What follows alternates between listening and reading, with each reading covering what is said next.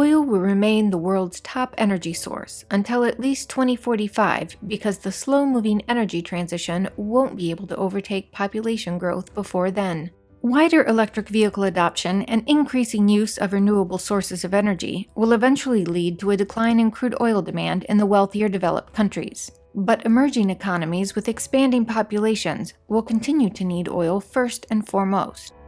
That's the situation until at least 2045, according to OPEC. At that point in time, coal will still make up nearly 1/5 of our energy demand, and only 1 in 5 cars driven will be electric.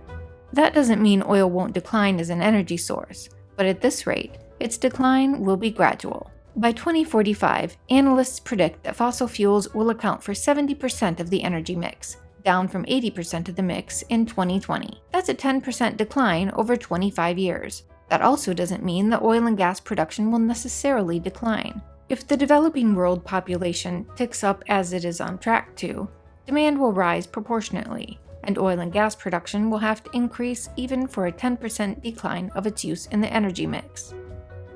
By 2045, the population of the wealthier OECD nations is set to increase by 72 million people, a 5% increase. And that's just OECD nations.